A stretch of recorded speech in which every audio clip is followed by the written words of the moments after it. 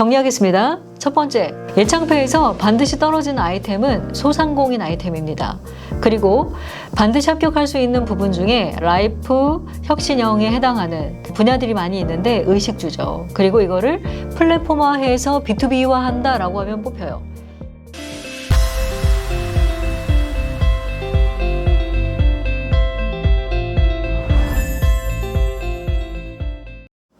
반갑습니다. 김창미 교수의 창업토, 이제는 얼마 남지 않은 예비 창업 패키지 관련된 내용을 좀 오늘은 여러분에게 알려드리려고 하는데, 예비 창업 패키지는 올해 780명을 뽑습니다. 그리고 자금도 평균 0.5억이 맞아요. 그런데 1차 시제품을 만드는데 2천만 원, 그리고 중간 평가 이후에 4천만 원을 지급하는 시스템이 도입이 됐어요. 그런데 왜 이번 정부 들어서 특히 2025년도에 이렇게 사업화의 내용이 다 바뀌었을까요? 이유는 첫 번째가 뭐냐면, 기존의 사업화를 하겠다라고 해서 사업계획서를 굉장히 드라마틱하게 잘 쓴 분들이 많아요. 그런데 문제는 사업계획서는 뭐 어찌어찌해서 잘 썼는데 결국은 실행을 못하는 분들이 이렇게 나타나게 되다 보니까, 그러면 MVP, 시제품, 그리고 프로토타입은 뭐라고요? 같은 말이다.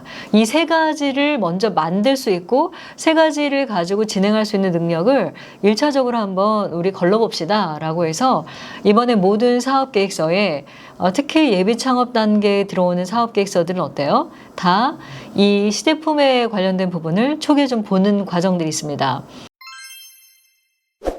실제 예비 창업 패키지는 2024년도 같은 경우는 지금보다는 약간 더 작성하기가 쉬웠어요. 그런데 2025년도는 뒤에 있는 내용들을 다 앞단에 땡겼죠. 그래서 어떻게 했어요? 개요 부분에서 당신의 아이템, 그리고 문제, 이 문제에 대해서 문제 해결을 어떻게 할 거예요? 솔루션을 적으세요. 그 다음에 솔루션을 가지고 당신은 어떻게 성장할 거예요? 라고 스케일업. 그리고 마지막에는 원래는 이게 앞으로 나올 거라고 누구도 생각 못했어요. 근데 팀에 대해서 쓰세요. 팀은 대표자와 그리고 직원, 그리고 가장 이번에 특이한 건 뭐냐면 협력사를 쓰라고 되어 있어요. 왜 그럴까요, 여러분? 시제품을 내가 직접 만드는 솔루셔너가 있을 수도 있지만 대부분 OEM을 하는 경우들이 있다 보니까 OEM 업체가 누구죠? 라는 것들을 여기다 좀 써보세요. 이 뜻은 뭐예요? 심사위원 분들이 앞장에서 일단은 예비 합격자나 합격자를 걸러보겠다 라는 건 제 생각입니다. 왜냐하면 저도 심사를 여러 차례 진행을 해보지만 실제로 여러분들이 사업계획서 이렇게 써요. 그럼 보통 몇 페이지예요? 15페이지 내외에 쓰세요 라고 얘기해도 뭐 25페이지 뭐 이렇게 씁니다. 그럼 심사위원한테 정해진 시간은 적고 실제적으로 이 25페이지를 다 읽을 수가 없겠죠. 그래서 개요 부분에 이번에는 뒷단에 나오는 전체 내용을 다 요약하세요 라고 바뀌었어요. 그러면 이번에 아이템 관련된 얘기를 오늘은 좀 해드리려고 하는데, 이렇게 사업계획서를 쓸 때 어떤 아이템을 하면 붙을까? 라는 부분에 있어서 제가 세 가지를 얘기했어요. 첫 번째가 뭐예요? 맞습니다. 첫 번째는 반려동물이에요. 1,500만 가구가 키우고 있어요. 반려견이 아니라 반려동물. 그리고 그중에 80%는 반려견, 20%는 고양이. 근데 요즘에는 2025년도 자료를 보니까 고양이, 반려묘가 30% 이상 올라와 있어요. 그러면 이 분야의 사업은 어때요? 앞으로도 상당히 전망이 좋은데, 특히 반려묘 쪽이 아무래도 기존의 반려견 시장보다는 훨씬 좋겠죠. 그리고 두 번째는 뭐냐면 시니어예요. 2025년도에 시니어가 1,000만을 넘었습니다. 그럼 이 시니어들 대상으로 한 사업도 상당히 비전이 있죠. 오늘도 컨설팅 받으신 분이 시니어들의 문화생활 관련된 부분에 플랫폼을 갖다 같이 약간 디벨롭을 해봤습니다. 그런데 시니어 관련된 부분은 작년에도 많았죠. 그러면 이 부분도 굉장히 전망이 좋고, 마지막 세 번째는 뭐예요? 1인 가구 1,000만.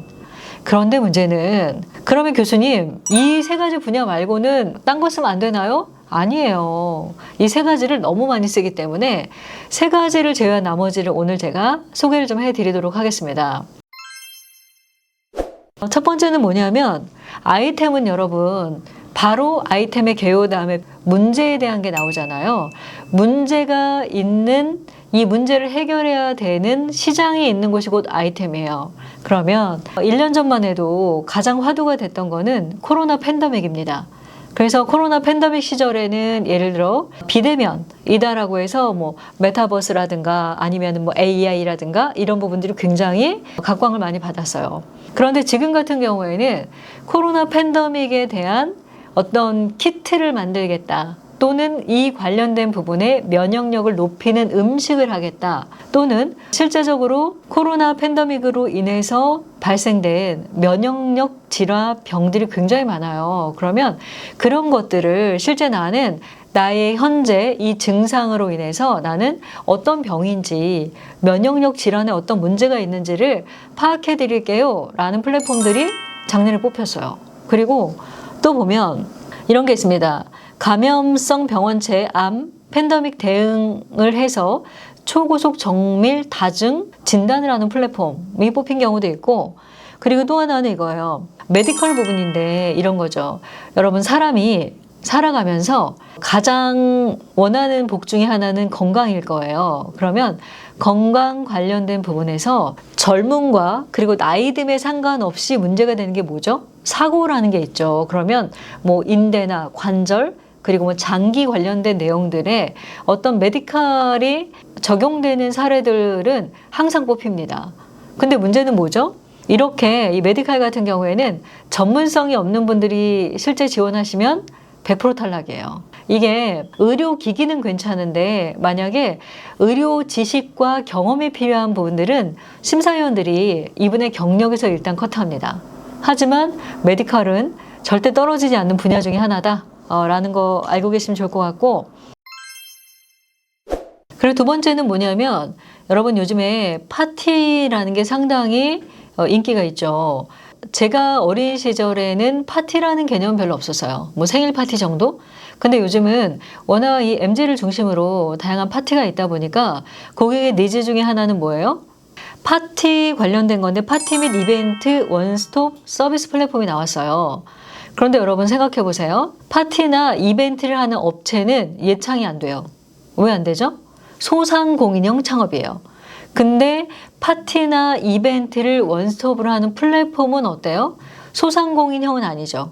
왜 소상공인형이 아니냐면 파티에 관련된 예를 들어서 음식, 뭐 장소, 그리고 뭐 꽃, 기타 데코레이션, 의상, 뭐 등등등의 업체들을 다 묶어서 뭐 하는 거예요? 수수료를 갖다가 주고 전체를 갖다 코디네이션 하는 거죠. 그러다 보니까 이거는 B2B 비즈니스예요. B2C 비즈니스는 신사업 창업 사관학교가 맞고요. B2B 비즈니스는 뭐예요? 맞습니다. 예창패가 맞는 거죠. 그래서 파티랑 이벤트를 갖다가 원스톱을 한다라는 거로 실제 이렇게 예창패에 붙으신 분이 있어요. 그리고 마지막으로는 이미지 메이킹을 가지고 예창패에 합격한 분이 있어요. 이분은 이미지 메이킹 컨설턴트들을 대상으로 한 AI 솔루션이에요. 예를 들어서 고객이 방문을 합니다. 또는 고객이 온라인으로 이미지 메이킹을 신청해요. 그러면 첫 번째는 피부가 웜톤이다, 쿨톤이다. 그리고 두 번째는 뭐냐면 그런 분들한테 메이크업은 무슨 컬러가 좋겠다. 그리고 웜톤과 쿨톤에 어울리는 퍼스널 컬러는 뭐고, 그리고 이 사람에게 장소와 그리고 시간과 상황에 따라서 어떤 복장을 선택하게 하는 게 좋을까, 뭐 이런 거 있잖아요. 그러면 그 부분을 케이스 바이 케이스로 해서 제안해 줄 수 있겠죠. 이게 왜 중요할까요? 예전에는 정땡땡 김땡땡 교수님의 학원을 찾아가서 이미지 메이킹 교육을 받았고요. 저보다 조금 더 윗세대는 차밍 스쿨이라는 데를 다녔어요. 그러다 보니까 이제는 비대면이 활성화되어 있고, 그리고 취업부터 면접까지 다양하게 이미지 메이킹에 대한 관심이 있는 분들을 대상으로 AI 솔루션으로 묶은 거죠. 이런 것도 굉장히 좋은 아이템이었어요. 정리하겠습니다. 첫 번째, 예창패에서 반드시 떨어지는 아이템은 소상공인 아이템입니다. 그리고 반드시 합격할 수 있는 부분 중에 라이프 혁신형에 해당하는 분야들이 많이 있는데 의식주죠. 그리고 이거를 플랫폼화해서 B2B화한다라고 하면 뽑혀요. 그리고 두 번째, 거의 많이 붙는 게 뭐죠? 메디칼이에요. 메디칼은 쓰는 분이 뭐예요? 전문가여야 돼요. 그리고 라이프 혁신, 현재 가지고 있는, 현재 우리가 하고 있는 어떠한 활동들 중에 플랫폼으로 묶으면 합격되는 아이템들도 꽤 많죠. 여러분 예창패 준비하고 계신다라고 하면 지금 내용을 기반으로 나는 어떤 아이템을 현재 골랐는지 여러분 잘 체크해 보시고 3월 12일까지 여러분 모두 화이팅해서 좋은 결과 있으시기를 응원하겠습니다. 지금까지 김상미 교수였습니다. 감사합니다.